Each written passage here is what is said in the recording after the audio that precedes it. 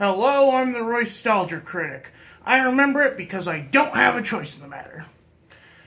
So, yes, I'm going to be taking a temporary dive into the field of film criticism today.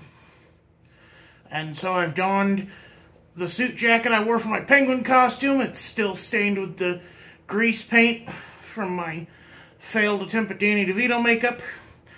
I got a shirt that fits, a clip-on tie, and a cadet cap. Because this is what people who pretend to be critics dress like. Not actual film critics. People who pretend to be film critics. And the Scotch tape may seem like a bit, but I actually thought this beard came with its own adhesive. Like, I could, I could put it on and it'd stay there. So this isn't me adopting a voice. This is me trying to talk in a way where my lips aren't moving so much so that I don't lose a mustache. Anyway, today we are talking about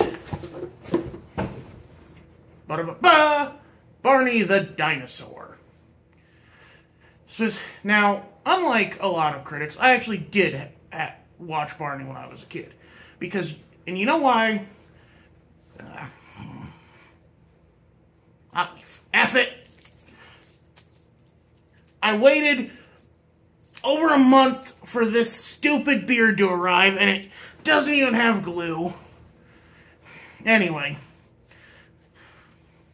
Maybe I just should have tried to grow a goatee myself. Anyway, so I grew up with Barney, unlike a lot of people, because, a lot of people really hate Barney, and I can kind of get it, he's annoying, he's a big, he's kind of like the worst version of a Sesame Street character, but, I don't know.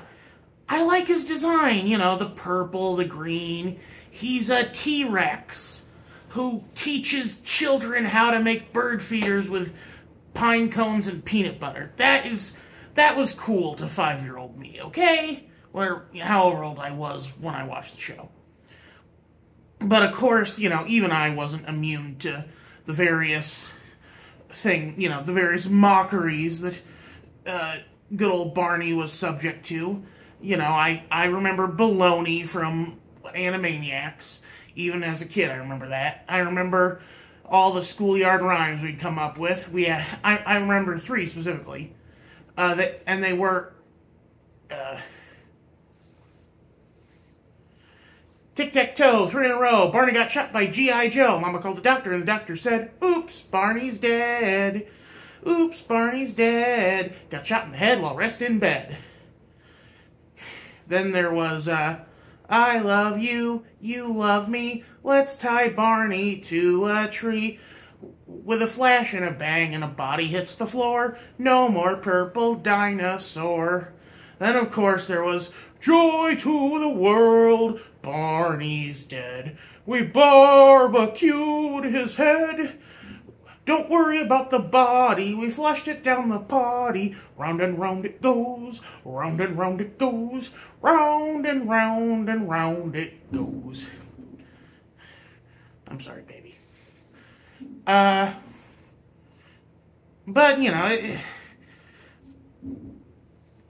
Barney's such an inoffensive property, I don't understand the hatred. It wasn't as pervasive as Furbies. They weren't selling Tickle Me Barneys. Barney is, for lack of a better word, harmless.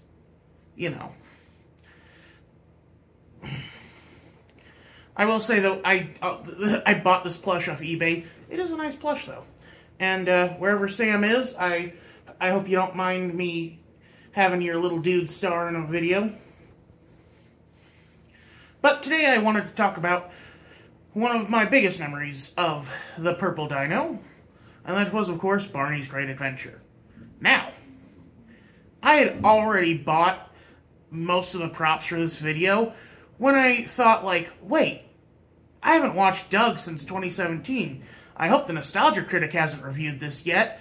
So, with increasing dread in my soul, I look up Doug Walker, I look up Nostalgia Critic Barney. And sure enough, the first thing that pops up is Nostalgia Critic's review of Barney's Great Adventure. But I didn't want to watch that because, one, I haven't watched a single Doug video since 2017, and Change the Channel certainly has made sure that I don't want to do that again. Two, I wanted to do this my way, which, if I haven't mentioned this before, I have an almost eidetic memory for film. Now, I haven't watched Barney's Great Adventure since before Y2K. So, this is all going to be 23-year-old memories, just thereabouts. Let me see. Okay, so let's say 99.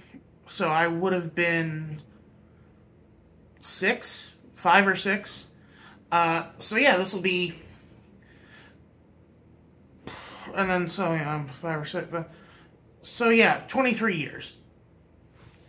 23 to 22. Now,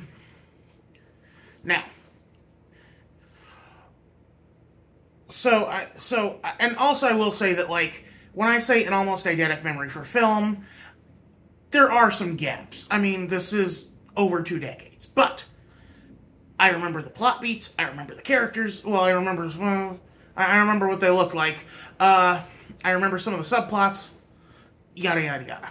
I even remember some of the stupid jokes. And I have not looked any of this up. I've not researched it at all. I don't know if there's any, like, famous actor or something in there that hadn't been discovered yet or anything like that. And here we go.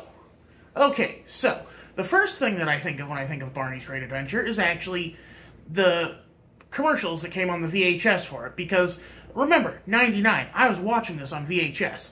DVDs hadn't really become a big thing yet. And I remember there was an advertisement for the Cats stage musical.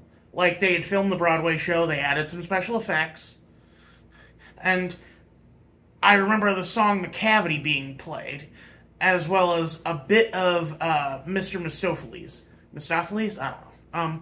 And then there was another ad. Ad for a movie called Magic in the Water. But it's just so weird to see an advertisement for Cats, a very sensual musical, in a film for children. Like, little children. This is effing Barney. Like, even Muppets, you can argue, an adult could go see and not feel too bad about. But Barney, it's only for kids, you know. And so I think that what they were doing was advertising to what the wine moms and stay-at-home dads who were watching this movie with their kids. And then we go to, and then finally we do open the movie. But with them on a road trip to their with some kids on the road trip to their grandparents' farm. There is a boy, his sister, and his sister's best friend. Now, I don't know why their best friend is going with them to their grandparents, presumably across country, but who can say?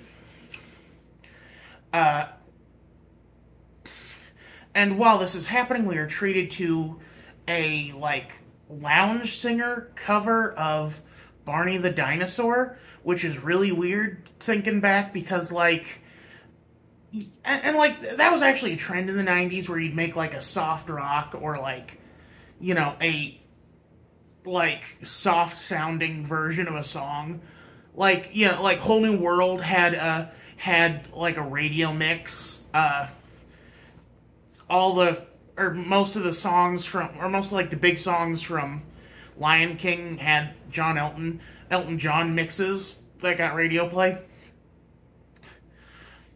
I think that Can You Feel the Love Tonight was better when Elton John sang it, but, excuse me.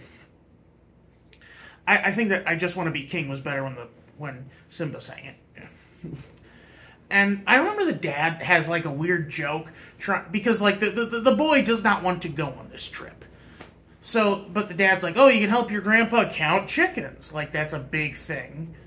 And then, they finally get to the farm, and the boy's picking on his sister, so he hides the Barney toy she's playing with. And this could just be how old they look to 5-year-old me, but, like, my memory is telling me that they were all, like, 8th graders. Like, the boy looked like he was 13, his sister looked like she was 10 to 12. And so a 10 to 12-year-old playing with a Barney plush toy, you know, like this thing, seems a little weird. But, you know, I shouldn't say, I shouldn't judge people. I play with toys. Anyway. So, that's when Barney first appears. Somehow he magically turns into a real dinosaur, well, a real mascot costume in the shower. And there's a joke about, like, oh, thanks for putting me in the shower, kid. I really did need to clean myself up. And then hijinks ensue. We see Barney helping the girls around the farm with their chores, and the boy steps in poop. Because that's what you want in your Barney movie, is a poop joke. Like, poop jokes, you know, like, you could argue they're too juvenile, you could argue they're too adult, or too juvenile for the adults in the audience, too adult for the kids in the audience, too juvenile for the adults in the audience. I just think it's gross, man. I don't like it. I don't like it. Not one bit. So then we get,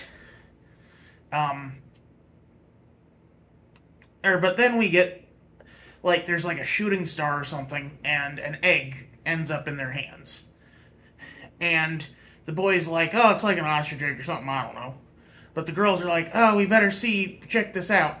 So they take it to an egg expert, and which I guess would be an ovumologist? I don't know, like, are there like egg experts out there? I think, you know, because typically the only people who know about eggs are people who study animals that lay eggs. So, you know, a herpetologist, what do you call someone who studies birds? An ornithologist, you know, people like that. And then they get this big musical number after they, you know, when they go to her, where they're talking about all the things it could be. And the boys offering logical explanations while everyone else is giving, like, ooh, whimsical, like, oh, it's a unicorn or something, explanations. But then, and then they notice that the egg is getting, like, bands along it. And then they discover a book that's holding up a table. Oh, hold on. Sorry about that. I had an alarm. Anyway, and,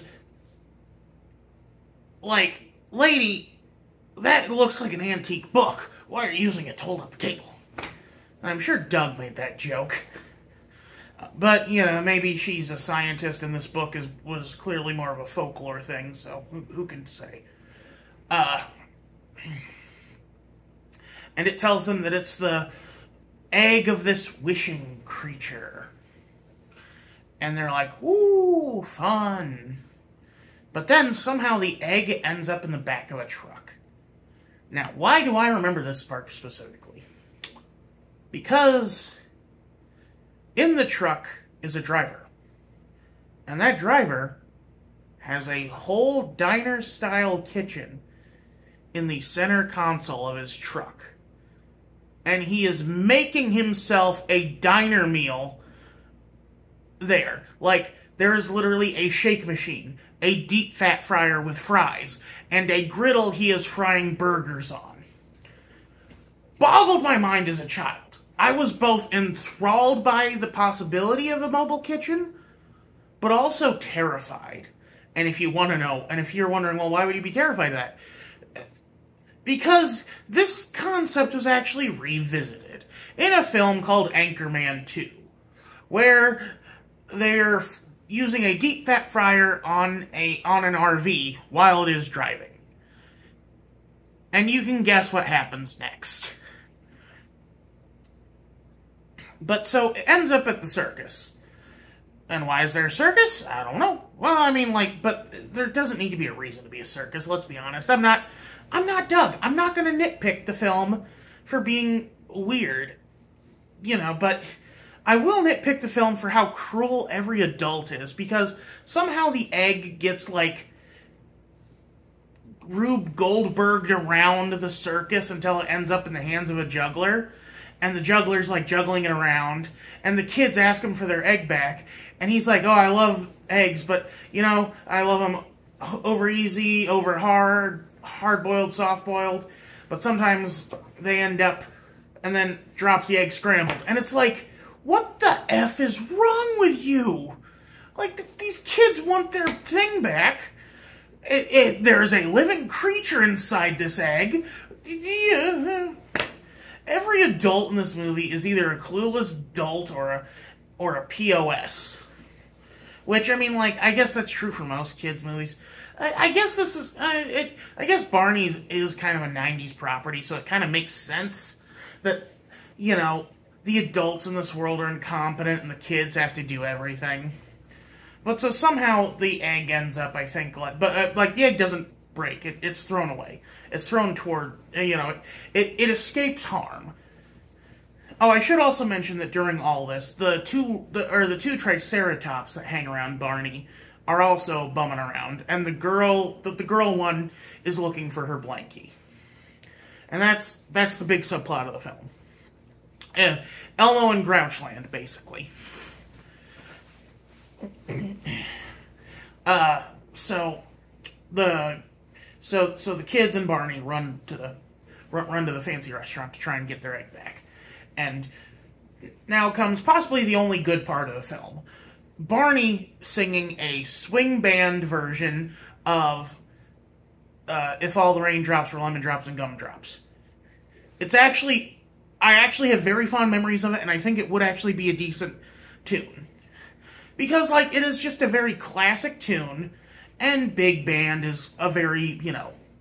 And again, like, that's another, like, weirdly 90s specific thing. Like, the 90s came, or the swing came back into fashion in the 90s.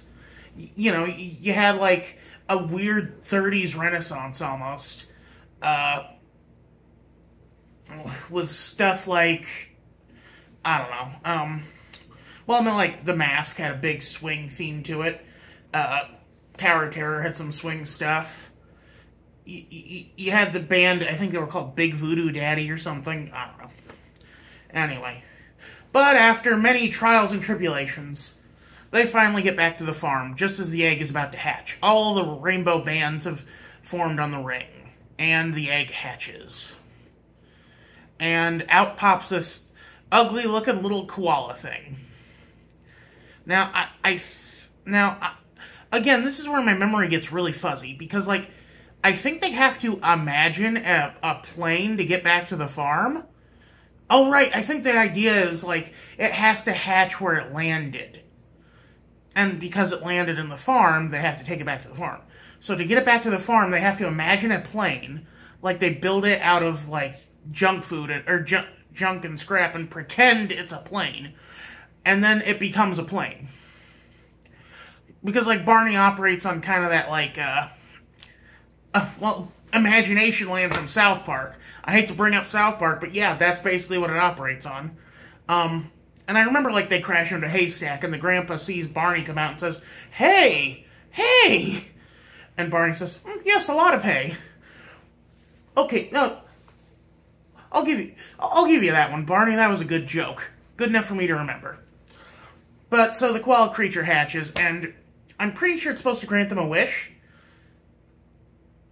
If memory serves, the wish it grants them is that the stupid green Triceratops gets her blanket back.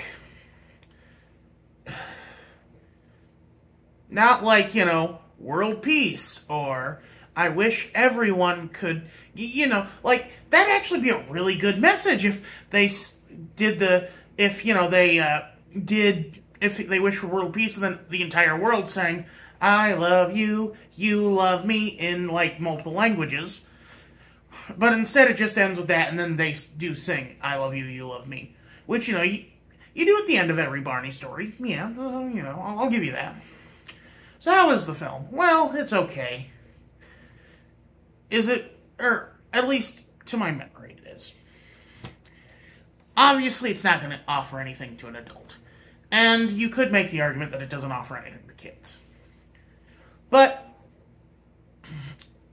if you were a kid like me who grew up with a lot of mascots like Chuck E. Cheese and Barney, who enjoy the who enjoy having the keys dangled in front of them every now and then I think you might like it. But I am no longer a child, I am a man. And a man must put away childish things.